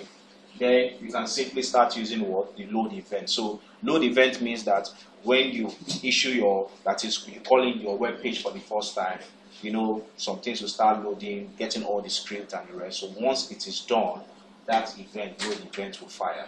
But in the case of DOM content loaded, will be fired as soon as the page comes up. I don't know if you get this. Unlike load event will wait for other scripts to finish loading before it works. But this one, it should start firing as long as we load. So we'll be using document content loaded. So because we want it, when we call it, we want it to go to the local storage, pull the data, and start displaying all of the data we have in the local storage. So to do this, so you remember where are we going to add the event? We'll be attaching it to the document. Hope you remember, because we are not tying it to any UI or any components. Please, if you are not getting this, I really don't know how to. Okay, you know they get out. Why now? Why you can't give up for the initial? Why you can't give up? See, if you are not getting something, I know they your mind. I can't read what is your mind. You tell me that you are not getting this thing, so I will know how to. But once I keep on saying and everybody is, it won't make I do. You are meant to speak up that time that you are not getting it. Ask most people now. Say all the things you accept. So make them talk. It's not possible.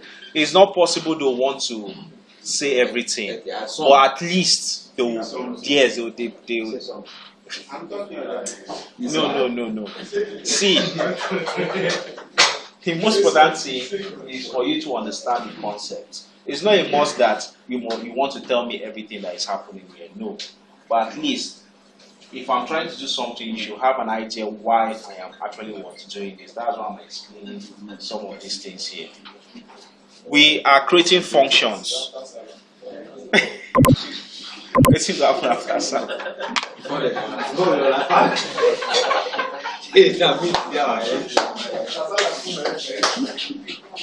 but there's no Muslim here now. Okay, Muslim. And only you one here. The problem is that why you explain it? Yeah. Before you explain that, you guys will not say okay. So okay. You know they let you Come and be like, I'm not getting serious with my life. you understand?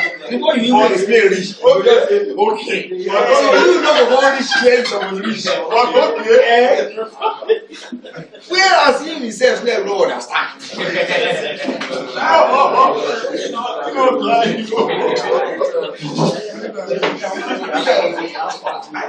don't have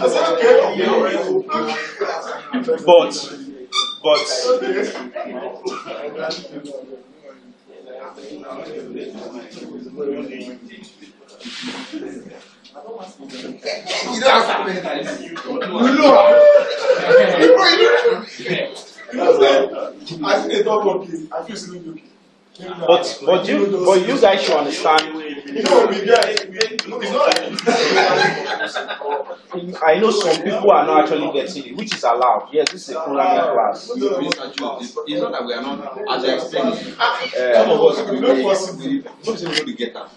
But if you call us home and say most of these things, we are just getting it based on fact that we are saying it. Maybe when we try it ourselves, as in often. But if you notice all the things I've done here, apart from the local storage, IO and Co, you should know what local storage is, because we used it when what's your name, Solomon. Yes, we use it for a login page.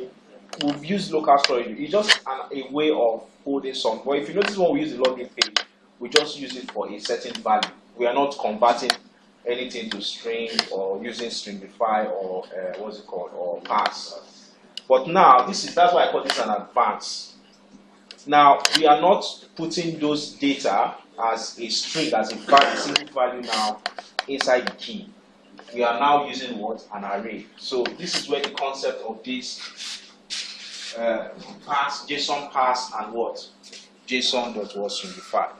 That was the reason why, if you look at the JavaScript object, if you understand what we did here, I tried to explain this. That's what I did, and that is the concept I am trying to apply here.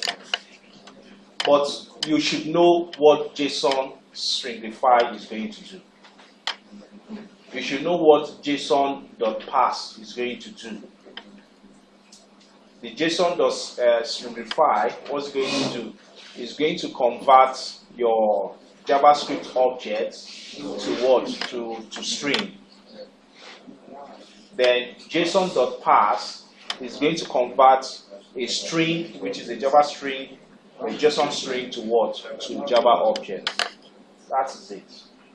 Now, all these methods that we are creating, if you look at, I think we started from this guy here. This is this up one.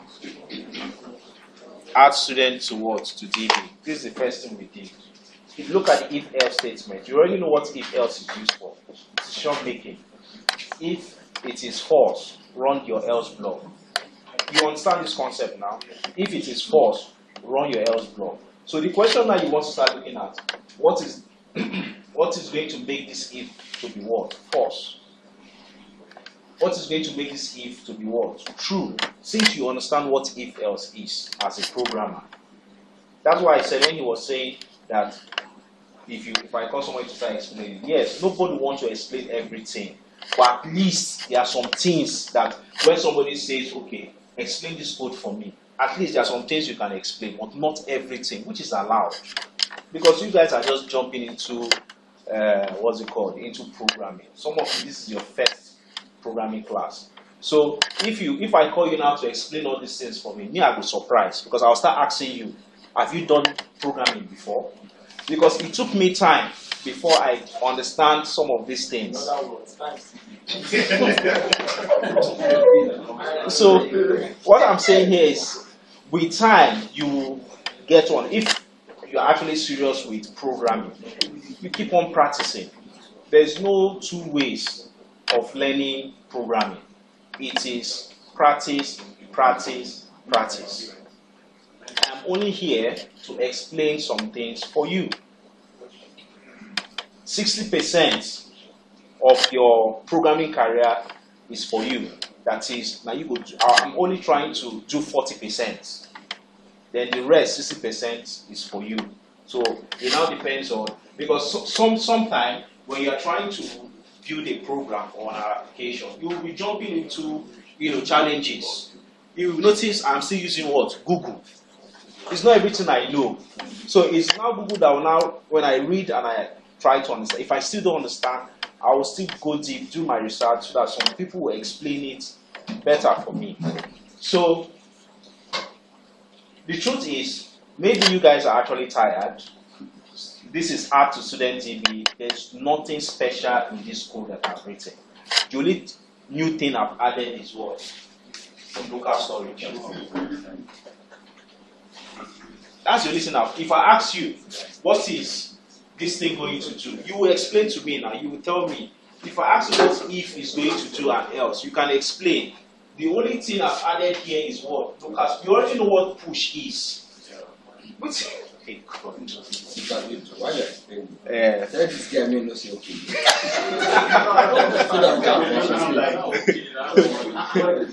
Nullify. Let us be assimilated. No say okay.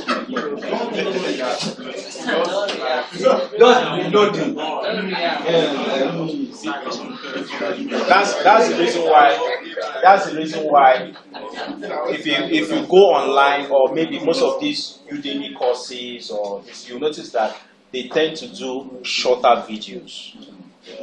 You understand? Because they know that if they keep on talking for hours or more, even me that I'm looking at that video, I don't tire. So what they do, I think those are the ways of teaching efficiently. So they tend to do short videos so that you now know that, okay, this video is talking about this concept alone. So if you want it down for 2 years, watch out for 2. Now you know. This program don't be 220. And a small thing, I remember 20. No, I think like we commented some things out. We commented some things out. Create new things. But you also have a very good advantage over those people because you can ask your questions. Those places on your own. That's why I say you can watch that video for 2 years. Just to make sure you understand that. So don't worry, maybe next class we'll continue. Any question, maybe before we round up, because today is what? Wednesday. Yes, there's holiday on Mondays. Some people are even saying maybe Wednesday. It's possible that, but I doubt it. Right? It's Monday, Tuesday, yes. Some Muslim guys say Wednesday. I know. Maybe the guy just wine himself. Because he was saying, where's your it's Saturday. It shouldn't be Wednesday now. I was saying it was on Sunday. Monday, Tuesday. Okay, so we'll be saying on Wednesday. Only Monday that is holiday. No,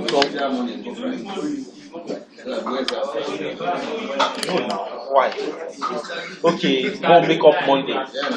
I'm not going to do on Friday. Maybe another instructor will contact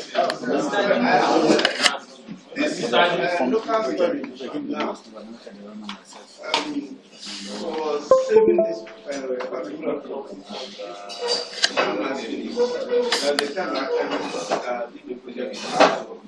with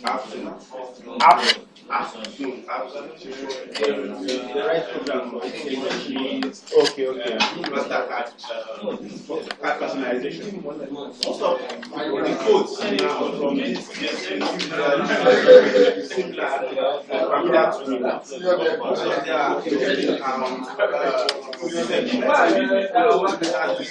they are using session storage. You know now. So once in case you just close, you should kill your. You know what makes sense because that's why I said for security reasons. That's why I say it depends on what you are doing. So if I'm actually maybe doing some financial whatever, then I just maybe my system off. You understand? You should keep that section automatically. You understand? So that in case somebody logs into your system again, you shouldn't see it. So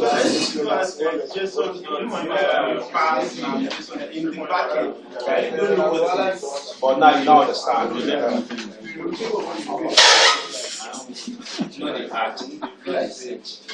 Okay, that one. We won't really reformat the code again, so that we'll start using it from the local storage. So maybe and I want to format this code. Okay, so that's yes,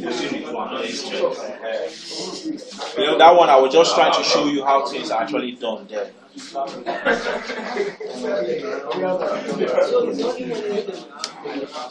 Yes. Wait, sorry, no buts.